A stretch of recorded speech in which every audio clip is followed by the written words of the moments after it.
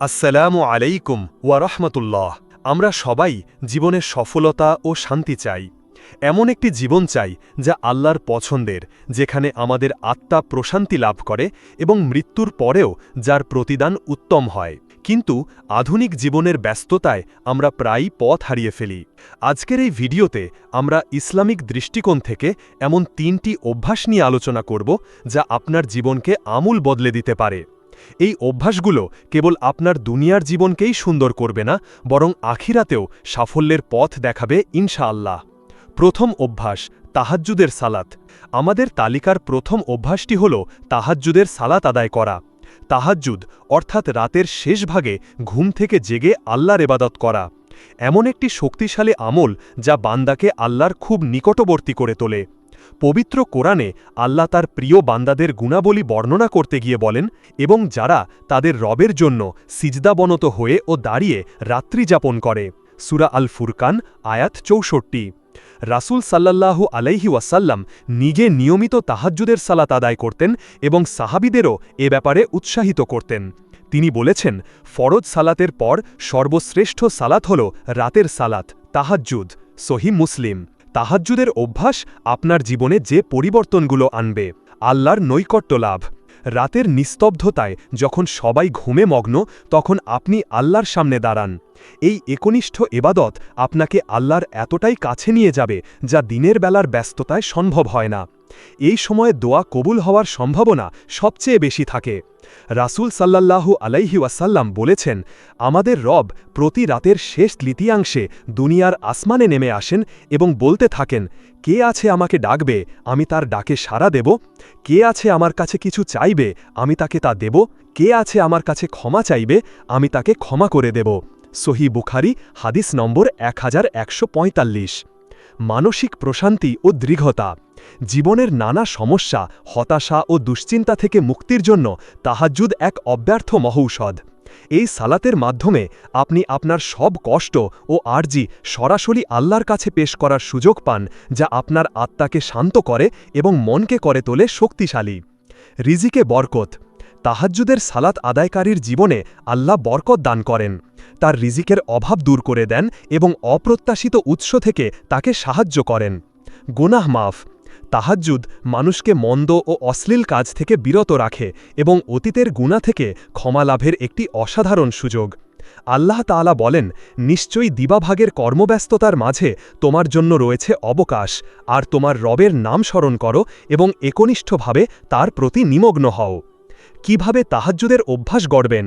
শুরুতে হয়তো ৮ রাকাত পড়া কঠিন মনে হতে পারে। আপনি ২ রাকাত দিয়ে শুরু করুন। ঘড়িতে অ্যালার্ম দিয়ে রাখুন যেন ফজরের আজানের অন্তত ১৫ থেকে ২০ মিনিট আগে উঠতে পারেন। ধীরে ধীরে সময় ও রাকাত সংখ্যা বাড়ান। মূল বিষয় হল ধারাবাহিকতা। অল্প হলেও নিয়মিত আদায় করার চেষ্টা করুন। ইনশাআল্লাহ কিছুদিনের মধ্যেই আপনি এর আধ্যাত্মিক স্বাদ অনুভব করতে শুরু করবেন। দ্বিতীয় অভ্যাস, নিয়মিত কোরআন তেলাওয়াত ও অনুধাবন। আমাদের দ্বিতীয় অভ্যাসটি হল প্রতিদিন পবিত্র কোরআন তেলাওয়াত করা এবং এর অর্থ বোঝার চেষ্টা করা। কোরআন শুধু একটি ধর্মগ্রন্থ নয়, এটি মানব জাতির জন্য আল্লাহর পক্ষ থেকে পাঠানো একটি পূর্ণাঙ্গ জীবনবিধান। আল্লাহ তাআলা বলেন, নিশ্চয়ই এই কোরআন এমন পথ দেখায় যা সর্বাধিক সঠিক। সূরা বনী ইসরাইল আয়াত ৯। কোরআন পাঠ আপনার জীবনে যে পরিবর্তনগুলো আনবে। সঠিক পথের দিশা। জীবন চলার পথে আমরা প্রতিনিয়ত নানা দ্বিধাদ্বন্দ্বের সম্মুখীন হই। কোনটি সঠিক আর কোনটি ভুল তা বুঝতে পারি না। কোরআন আমাদের সেই সঠিক পথের দিশা দেয়। জীবনের প্রতিটি সমস্যার সমাধান কোরআনে রয়েছে, প্রয়োজন শুধু তা খুঁজে বের করার চেষ্টা করা। অন্তরের প্রশান্তি। কোরআনের আয়াতগুলো আমাদের অন্তরে প্রশান্তি এনে দেয়। আল্লাহ বলেন, জেনে রাখো আল্লাহর স্মরণ দ্বারাই অন্তরসমূহ শান্তি পায়। সূরা আর রাদ আয়াত ২৮। নিয়মিত কোরআন তেলাওয়াত মানসিক চাপ কমায় এবং মনকে স্থির রাখে, ঈমানকে শক্তিশালী করে। কোরআনের অলৌকিকতা, এর ভাষার সৌন্দর্য এবং গভীর জ্ঞান আপনার ঈমানকে দিন দিন আরও মজবুত করবে। আল্লাহর প্রতি আপনার বিশ্বাস ও ভালোবাসা বৃদ্ধি পাবে। প্রতিটি অক্ষরে সওয়াব। রাসূল সাল্লাল্লাহু আলাইহি ওয়াসাল্লাম বলেছেন, যে ব্যক্তি আল্লাহর কিতাবের একটি অক্ষর পাঠ করবে সে একটি নেকি পাবে, আর প্রতিটি নেকি ১০ গুণ বৃদ্ধি করা হবে। সুনানে তিরমিজি। একবার ভাবুন, প্রতিদিন সামান্য সময় কোরআন তেলাওয়াতের মাধ্যমে আপনি কত বিপুল পরিমাণ সওয়াবের অধিকারী হতে পারেন। কিভাবে কোরআন পড়ার অভ্যাস গড়বেন? প্রতিদিন একটি নির্দিষ্ট সময় ঠিক করুন, যেমন ফজরের সালাতের পর বা রাতে ঘুমাতে যাওয়ার আগে। শুরু করার জন্য প্রতিদিন মাত্র 1 পৃষ্ঠা বা কয়েকটি আয়াত পড়ুন। শুধু আরবি পড়াই নয়, এর অনুবাদ ও সংক্ষিপ্ত তাফসির পড়ারও অভ্যাস করুন। আজকাল মোবাইল অ্যাপের মাধ্যমেও খুব সহজে কোরআন ও এর তাফসির পড়া যায়।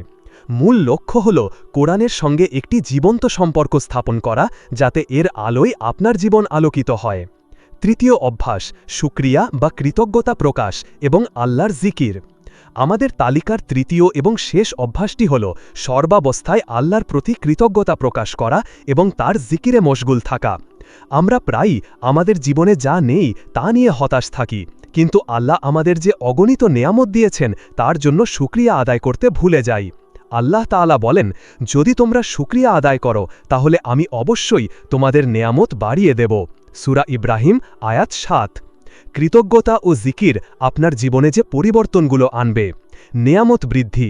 আল্লাহর ওয়াদা অনুযায়ী আপনি যত বেশি শুকরিয়া আদায় করবেন, তিনি আপনার জীবনে তত বেশি বরকত ও নেয়ামত দান করবেন। এটি শুধু ধন সম্পদ নয়, বরং মানসিক শান্তি, সুস্বাস্থ্য এবং ভালো সম্পর্কের ক্ষেত্রেও প্রযোজ্য। ইতিবাচক দৃষ্টিভঙ্গি। শুকরিয়া আদায়ের অভ্যাস আপনার দৃষ্টিভঙ্গিকে ইতিবাচক করে তুলবে। আপনি জীবনের ছোট ছোট বিষয়েও আনন্দ খুঁজে পাবেন এবং হতাশা থেকে মুক্ত থাকবেন। যা আছে তা নিয়ে সন্তুষ্ট থাকার মানসিকতা আপনাকে মানসিক প্রশান্তি দেবে। আল্লাহর স্মরণ। জিকির বা আল্লাহর স্মরণ হল আত্মার খোরাক। রাসূল সাল্লাল্লাহু আলাইহি ওয়াসাল্লাম বলেছেন, যে ব্যক্তি তার রবের শ্রুতি করে আর যে করে না, তাদের উদাহরণ হল জীবিত ও মৃতের মতো।